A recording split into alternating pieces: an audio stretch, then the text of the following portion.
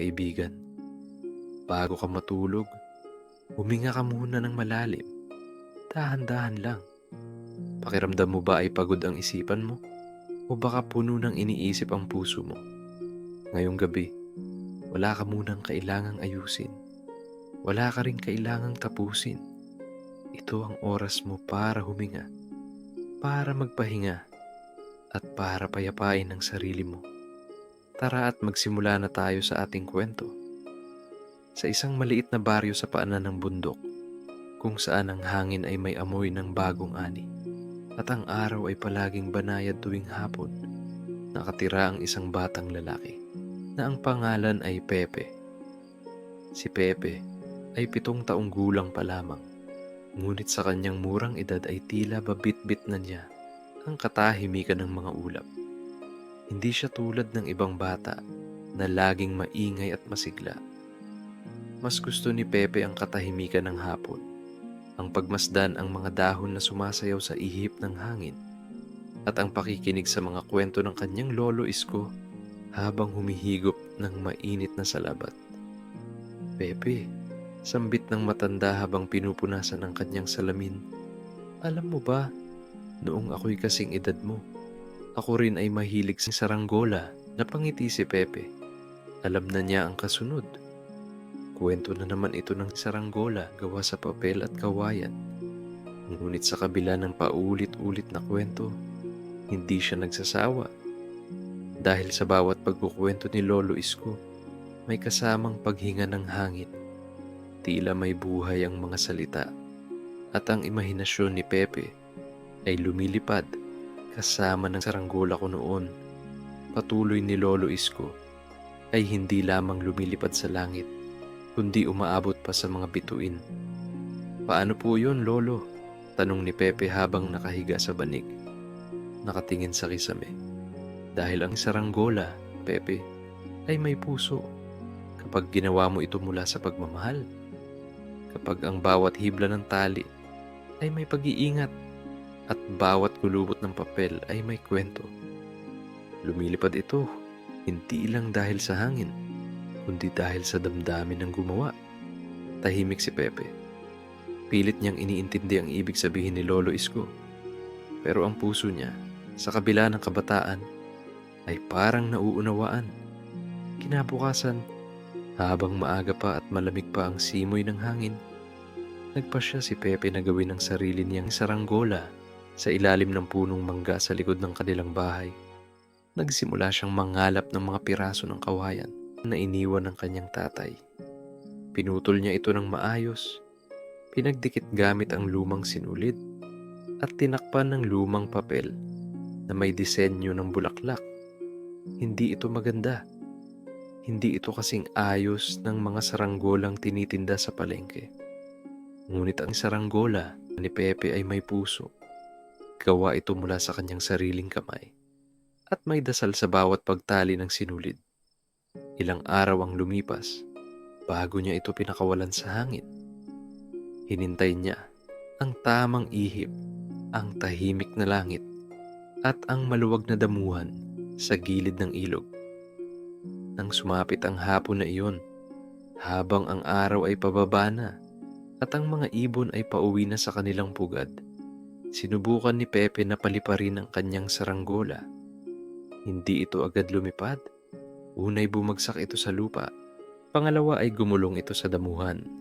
Ngunit sa pangatlong subok, tila dininig siya ng hangin. Umangat ang saranggola. Dahan-dahan, parang batang naglalakad sa unang pagkakataon. Si Pepe ay nanatiling nakatingala. Ang mga mata'y malaki. Ang puso ay may kabog. Habang lumilipad ang kanyang saranggola, parang may lumilipad ding bahagi ng kanyang sarili. Ang mga takot niya, ang mga tanong niya, at ang katahimikang kanina pa niya kinikimkim ay tila unti-unting umaangat, tinatangay ng ihip ng hapon. Lolo, bulong ni Pepe habang hindi inaalis ang tingin sa saranggola. Lumilipad na po ang puso ko. Pagka-uwi ni Pepe mula sa damuhan, hindi pa rin nawawala ang ngiti sa kanyang mga labi. Bitbit niya ang kanyang saranggola Bahagyang nadumihan ng damo, ngunit mas mahalaga sa kanya ito ngayon. Dahil sa wakas, naramdaman niyang kaya rin pala niyang magpalipad ng pangarap. Pagdating sa bahay, sinalubong siya ni Lolo Isko. May dalang baso ng malamig na tubig at ngiti sa mukha. Nakita ko mula sa bintana. Uwi ka ng matanda. Lumipad siya, di ba? Tumango si Pepe. Hindi pa rin makapaniwala sa nangyari. Lolo, parang hindi lang saranggola ang lumipad. Parang ako rin. Tahimik si Lolo Isko. Naupo siya sa tabi ni Pepe. Sabay tingin sa langit. Pepe, sambit niya. Ang hangin ay hindi natin nakikita. Pero nararamdaman natin ito. Ganyan din ang pag-asa, ang tapang, at ang panaginip. Hindi mo man ito laging nakikita. Pero kapag tinanggap mo ito, binubuhat ka nito. Kinabukasan, habang natutulog pa ang buong bahay, maagang nagising si Pepe. Inayos niya muli ang saranggola. Pinahigpit ang tali. Tinanggal ang ilang dumi at nilinis ito ng tela. Parang inaalagaan niya itong parang kaibigan. Hindi siya agad lumabas. Umupo muna siya sa may bintana. Pinagmasdan ang liwanag na unti-unting sumisilip mula sa silangan. Sa kanyang katahimikan, napaisip siya. Bakit kaya ganoon? Kapag tahimik ang paligid, parang mas malinaw ang naririnig ng puso. Parang mas nauunawaan mo ang sarili mo. Lumipas ang mga araw. Araw-araw palipad siya ng palipad. May mga pagkakataong ang saranggola ay hindi umaangat, bumabagsak sa putik, o napupunit sa mga sanga. Ngunit hindi sumuko si Pepe. Sa halip, tuwing may pagkasira, inaayos niya ito. Pinapalitan ng tali o binabalutan ng panibagong papel. Mas tumitibay ito sa bawat pagsubok, sabi ni Lolo Isko isang gabi habang sila'y nagkakape sa may labas ng bahay. Gaya mo, Pepe, lalong lumalalim ang ugat ng pag-unawa sa bawat ulit ng pagkadapa. Isang gabi, habang si Pepe ay nagpapahinga, napanaginipan niya ang isang saranggola lang sobrang laki, halos sing laki ng buwan. Lumilipad ito sa kalangitan, kumikislap, at sa buntot nito ay may mga bituin na tila sumusunod. Sa panaginip, tinawag siya ng saranggola. Halika, Pepe, sumama ka sa akin. Sumakay siya rito at para siyang naging bahagi ng hangin. Sa kanyang paglipad, nadaanan niya ang mga alaala. Ang tuwa ng pagkabata, ang lungkot ng mga panahong siya'y nag-iisa, at ang yakap ng kanyang ina bago ito lumisan patungong Maynila upang magtrabaho. Pagkagising niya, may luha sa kanyang mata. Ngunit hindi ito dahil sa lungkot. Ito'y dahil sa pag-unawa. Sa wakas, naiintindihan na niya kung bakit mahalaga sa kanya ang saranggola. Hindi lang ito laruan, isa itong paalala. Paalaala na kahit hindi mo kontrolado ang hangin, maaari kang sumabay dito. Na kahit ikaw ay maliit, maaari kang tumaas. Basta't may tiwala ka sa sarili mo na kahit madalas kang madapa, maaari ka pa ring lumipad. Basta't buo ang loob mo. Sa mga sumunod na araw, hindi na lamang si Pepe ang naglalaro ng saranggola sa damuhan. May ilang batang lalaki at babae na lumapit, bumilib. Tinuruan niya rin sila kung paano gumawa. Hindi ito basta gawa ng papel. Paliwanag ni Pepe habang tinuturuan ng isang batang si Tonton. Bawat tiklop, bawat tali, may laman diyan, may dasal, may pasensya. At gaya ng isang tahimik na alot, kumalat ang hilig sa paggawa ng saranggola sa buong baryo. Tuwing hapon, sabay-sabay silang pumupunta sa damuhan. Ang langit ay puno ng kulay. May hugis ibon, at may mga disenyo ng bulaklak, bituin, at araw. At sa gitna ng lahat ng iyon, si Pepe ang tahimik na nakaupo sa isang gilid. Pinagmamasdan ng kanyang saranggola na lumilipad na tila isa sa mga ulap. Lumapit si Tonton sa kanya. Pepe, anong pangalan ng saranggola?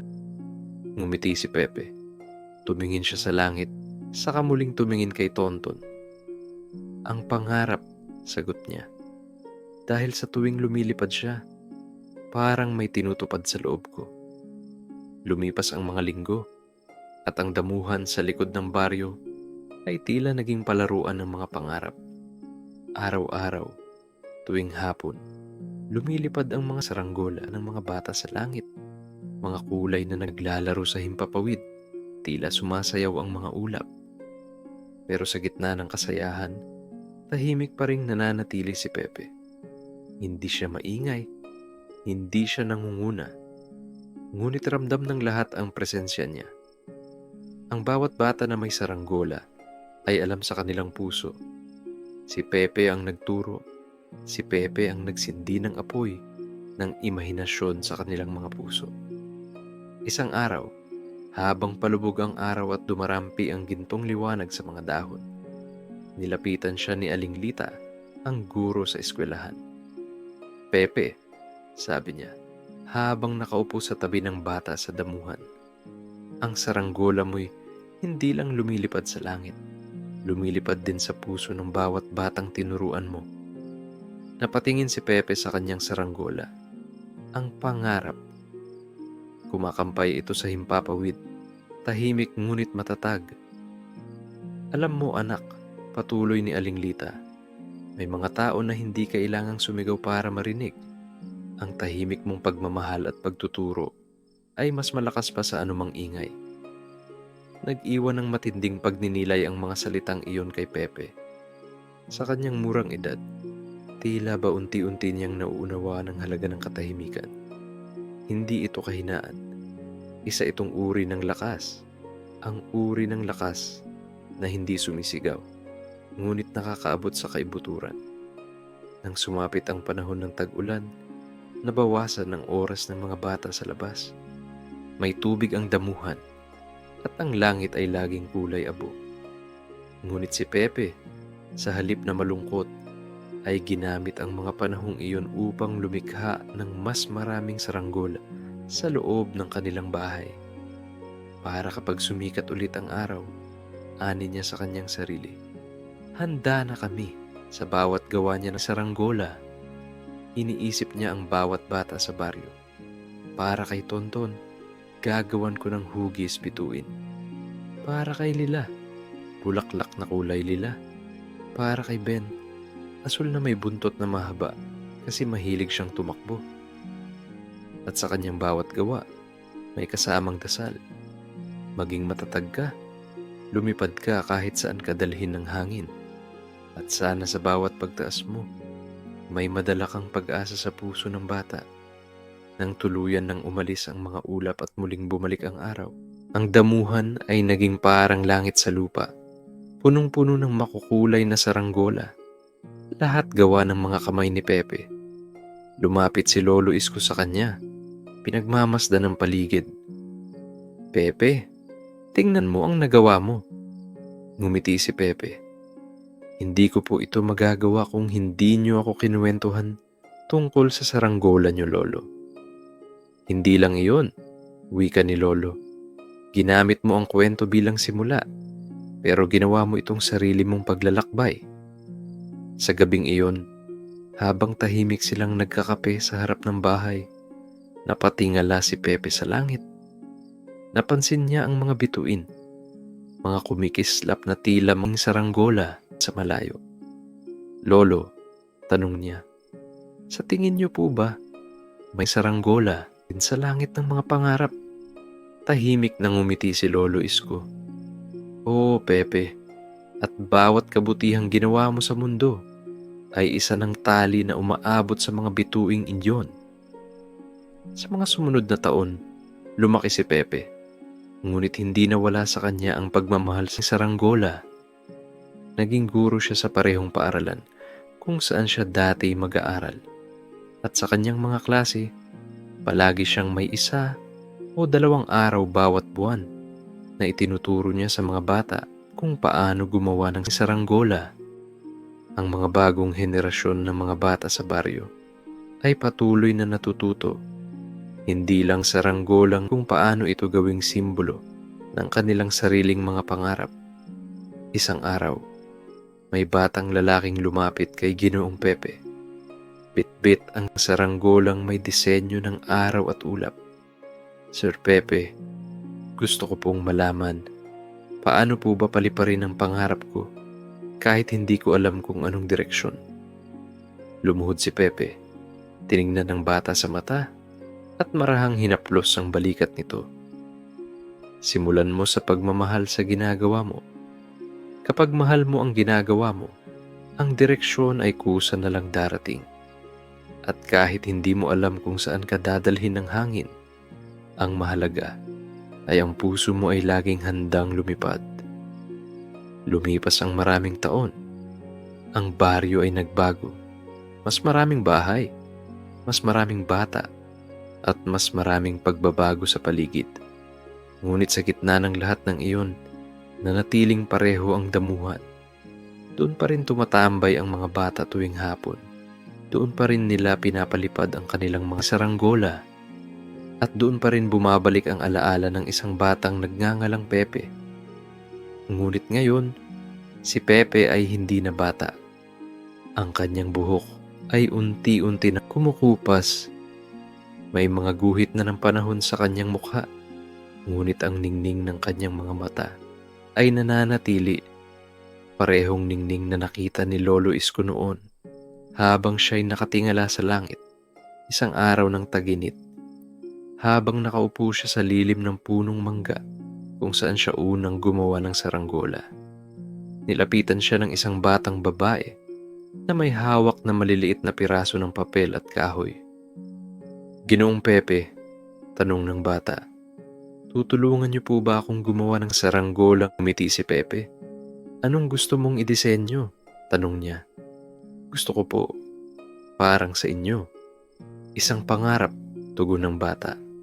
Umiling si Pepe, ngunit hindi sa pagtanggi, kundi sa marahang pagwawasto. Ang pangarap ay sa iyo. Gawin mo siyang mukhang ikaw. Kasi kahit gaano kaganda ang saranggola, kung hindi ito totoo sa puso mo, hindi siya lilipad. Tahimik na nag-isip ang bata. Pagkatapos ay ngumiti, kumuha ng krayola, at nagsimulang gumuhit. Habang pinagmamasdan niya ang bata, binalikan ni Pepe sa kanyang isip ang kanyang kabataan. Ang unang saranggola, ang unang paglipad, ang mga batang natutong lumipad rin ng sarili nilang mga pangarap, at ang mga kwento ng hangin na dala-dala niya sa bawat pagtuturo. Sa mga gabing tahimik, madalas siyang maglakad sa damuhan. Pinapakinggan ang ihip ng hangin, ang lagaslas ng dahon, at sa kanyang puso, alam niyang may parte ng kanyang sarili na palaging lumilipad kasama ng bawat saranggola sa langit. Isang araw, habang ang araw ay papalubog na, naramdaman ni Pepe ang hangin na parang ibang-iba sa dati. Malamig, ngunit hindi malungkot, banayad, ngunit puno ng alaala. Sa kanyang mesa, kinuha niya ang isang matagal nang nakatabing saranggolang, ang kanyang una, si Pangarap. May ilang butas na ito. Ngunit maingat pa rin niya itong hawak-hawak, tila ba sagrado. Lumakad siya papunta sa damuhan. Walang bata, walang ingay.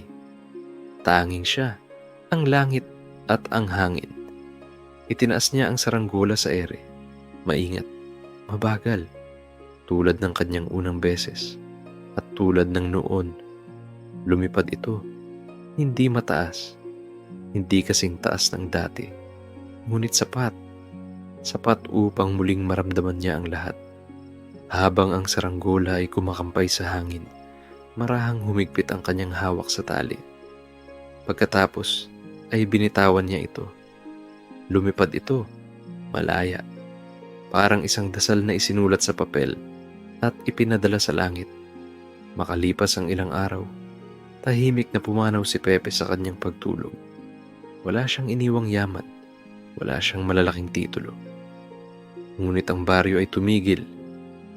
Ang mga bata, ngayon ay mga kabataang may pamilya na, ay dumalo sa kanyang libing. Bitbit nila ang kanya-kanyang saranggola, makukulay, may pangalan, may disenyo ng bituin, araw at ulap. At bilang pag-alala, isang hapon, sabay-sabay nilang pinalipad ang kanilang mga saranggola sa damuhan. Walang pumapalakpak at wala ding sumisigaw. Tahimik, dahil alam ng bawat isa na sa katahimikan, naroroon si Pepe. Lumilipad, hindi na lang sa langit, kundi sa puso ng bawat isa. Lumipas ang maraming taon mula nang nawala si Ginoong Pepe. Ang damuhan ay hindi na kasing lawak noon. May ilang bahagi ng tinayuan ng mga bahay. May ilang puno ng pinutol. Ngunit sa gitna ng pagbabago, isang bagay ang nanatili. Ang araw ng saranggola, isang tradisyong ipinanganak sa puso ng baryo. Isinasagawa tuwing huling linggo ng Abril. Sa araw na ito, bawat pamilya, bata o matanda, ay lumalabas ng bahay upang magpalipad ng saranggola. Hindi ito paligsahan. Walang premyo, walang anunsyo, walang musika, tanging hangin at katahimikan. Sa araw na yun, tanging marahang tawanan, mga yapak sa damo, tunog ng mga papel sa langit. Ang bawat saranggola ay may kahulugan, may pangalan, may kwento. At sa bawat buntot nito, may nakasulat na mensahe. Hindi para sa mundo, kundi para sa sarili. Salamat, Lolo, para sa pangarap ko. Patawad, sana muli akong matutong lumipad. Ang mga mensaheng ito ay isinulat ng mga bata, kabataan, at matatanda sa baryo. Parang mga lihim na dasal na binibigkas ng puso, isinasabit sa buntot ng saranggola at ipinadadala sa langit. Sa bawat araw ng saranggola, laging nagsisimula ang selebrasyon sa pamamagitan ng isang maikling pagninilay sa damuhan. Walang entablado, walang mikropono. Isa lamang matandang babae, si Aling Lila, isa sa mga batang unang tinuruan ni Pepe, ang tumatayo sa gitna ng bilog at nagsasalita. Ngayong taon, siya'y nasa edad 50 taon. Ang kanyang tinig ay banayad, ngunit puno ng damdamin. Maraming taon na ang lumipas, ngunit hanggang ngayon, narito pa rin ang mga alaala ni Ginoong Pepe.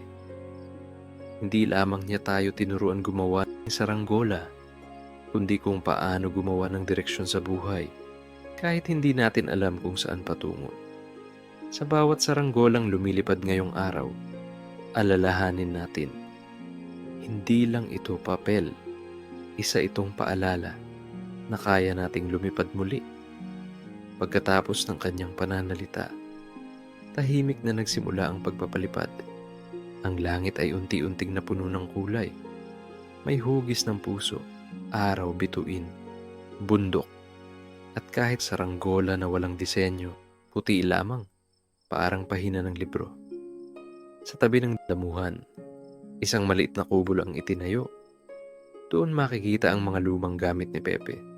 Ang una niyang saranggola, ilang lumang krayola, ang kanyang journal, at isang lumang larawan. Isang batang Pepe, nakangiti, may hawak ng saranggola sa lilim ng punong mangga.